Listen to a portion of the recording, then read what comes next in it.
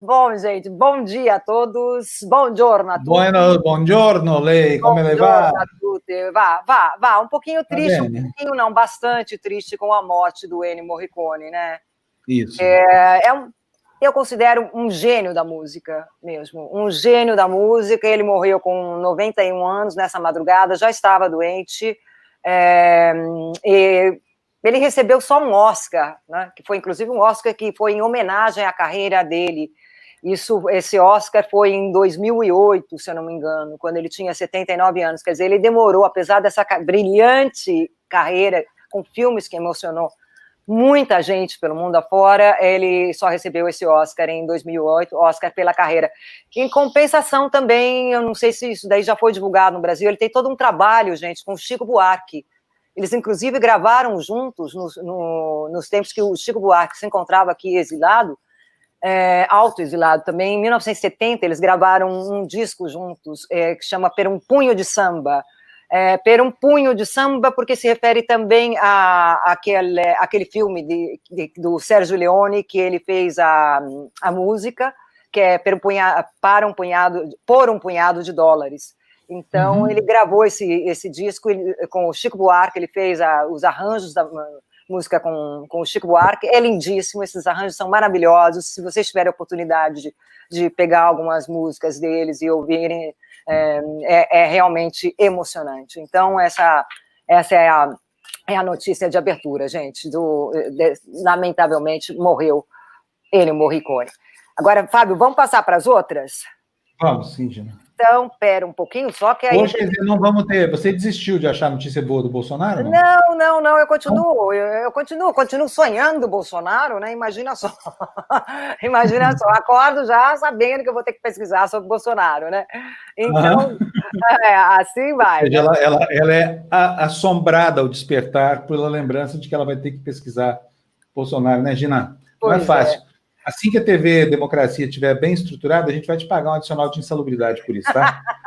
Se você sobreviver até lá, pode ser que não sobreviva também, né? Olha, principalmente porque a gente vai abordar agora, né, gente? Vamos lá. Isso daí, Der Spiegel, Alemanha. Der Spiegel é uma revista semanal da Alemanha.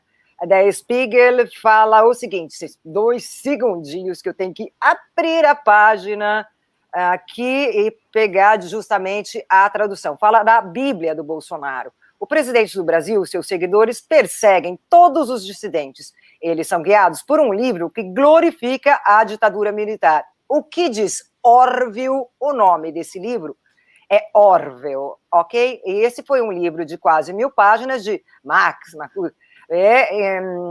que inventou também, que fala também do conceito de guerrilha urbana e cita numerosos teóricos da Revolução Comunista. As ações esquerdistas de brasileiros que foram clandestinamente sobre a ditadura militar são documentados em detalhes ilustrados. O Orwell, na verdade, gente, ele foi escrito foi encomendado, em 1986 pelo general Leônidas Pires Gonçalves, o ministro do Exército, sobre o governo de José Sarney. E aí, este livro foi escrito, eles falam exatamente de que ele evoca alguns princípios deste livro, principalmente quando teve o funeral daquele militar que ele esteve presente, vocês lembram? Acho que foi dia 22, não lembro exatamente se foi dia 22 ou 18 de junho agora, que ele esteve nesse funeral, e algumas coisas ele falou nesse funeral, citando quase frases deste livro, escrito praticamente por militares, né? Agora, uma coisa interessante, aqui um grupo de oficiais que tiveram acesso aos arquivos da inteligência militar escreveu o trabalho entre 1986 e 1989, mas o presidente Sarney impediu que ele fosse publicado, porque ele, segundo ele, colocaria em risco a conciliação entre os brasileiros, né? Agora, fotocópias circulam em ambientes militares por anos, e foi apenas em 2013 que uma pequena editora publicou o trabalho. Ok. Agora, Orwell, vamos prestar atenção nisso. Orwell, a palavra Orwell é ao contrário do livro escrito, da palavra livro, Orwell, ok? Agora, esse é um dado importante, isso acrescento eu. De Bíblia não tem nada, nem de Bíblia de militares, nem nada, porque quem escreve as palavras ao contrário, normalmente, esse costume de escrever as palavras ao contrário, são das seitas satânicas. Ok? Porque, na verdade, eles escrevem, por exemplo, eles colocam muitos símbolos das seitas satânicas ao contrário, tipo o crucifixo, o pentagrama. E isso por quê? Porque esta inversão é uma percepção, segundo os estudiosos, de Satanás, que ele convida as pessoas a repensar na formação cultural, olhando para as evidências e reconsiderando os valores. Por isso que muitas seitas satânicas usam as palavras ao contrário. Portanto, esse óbvio, prestem atenção, não tem nada a ver com a Bíblia, tá? Só para avisar, pelo amor de Deus, essas coisas de usar a palavra ao contrário, prestem atenção, tá? Agora vamos... Entendeu? Então, exatamente. A próxima é Portugal, gente. Portugal, por favor, Fê. Isso. O ministro da Educação, convidado por Bolsonaro, rejeita o cargo. Renato Feder anunciou recusa nas redes sociais depois de o seu nome ter sofrido resistências da ala ideológica representados pelos filhos do presidente e evangélica do governo. A pasta continua sem titular. Então, essa notícia foi dada em Portugal também. Por favor, Fê, a próxima. Essa daí, pena que o Jamil saiu. Le Nouvelliste. Le Nouvelliste é um jornal suíço, né, que fala de uma barreira a Bolsonaro. A negligência do presidente, que o presidente, né, que o presidente fez manteve durante a crise sanitária do seu país, a sua sobrevivência política está ameaçada, mas com grande sustentação dos militares, ele olha a outra opção como um golpe de Estado e dos seus apoiadores. Né? Essa daí foi dada também na Suíça, essa é uma notícia de hoje. Por favor, Fê, a próxima. The Irish Times, Irlanda. Irlanda diz o seguinte, a bomba relógio do governo Bolsonaro. O número crescente de mortos por Covid-19 no Brasil não é o maior problema do presidente.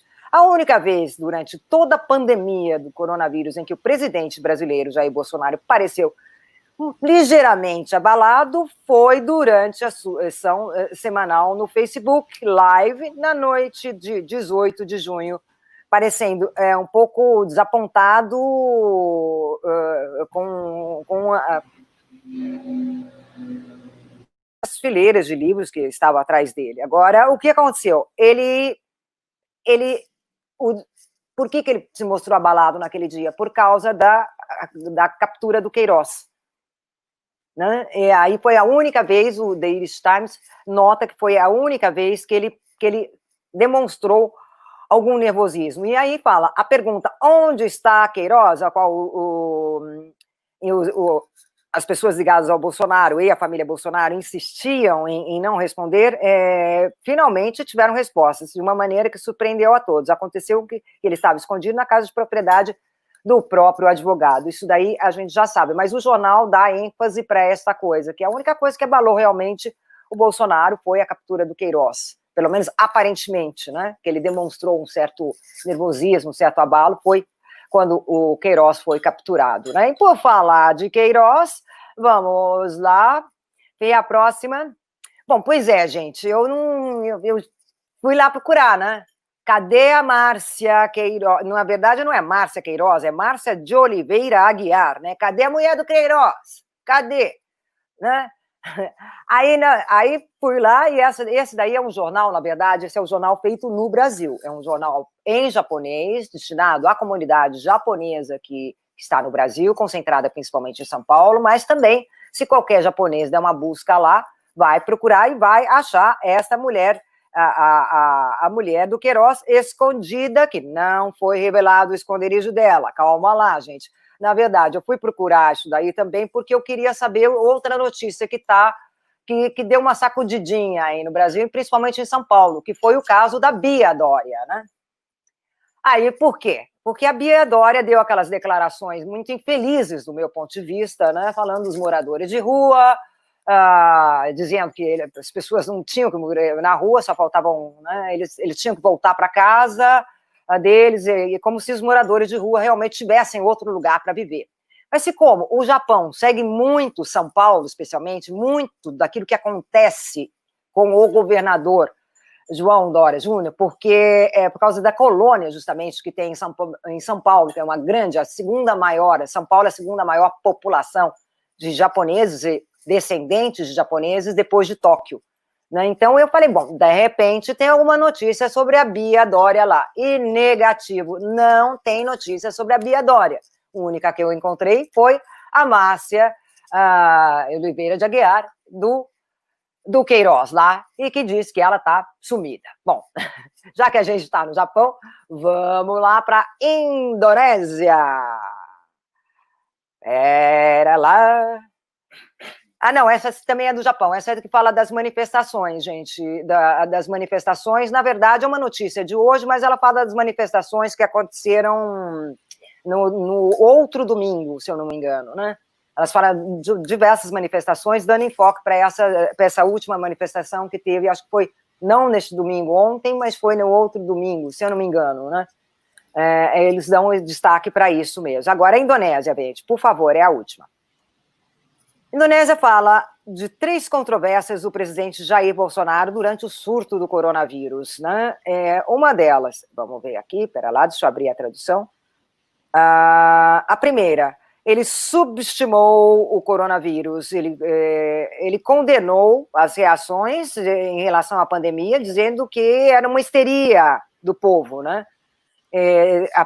Desde o primeiro paciente morto por coronavírus no Brasil.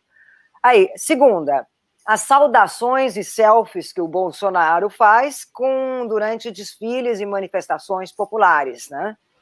A terceira, a tentativa de não divulgar os dados do coronavírus para a Organização Mundial da Saúde e que isso acabou tendo uma intervenção do Supremo no Brasil que obrigou a divulgar esses dados, né? Então, a Indonésia dá esse panorama do Brasil. Então, também a gente está na Indonésia, né?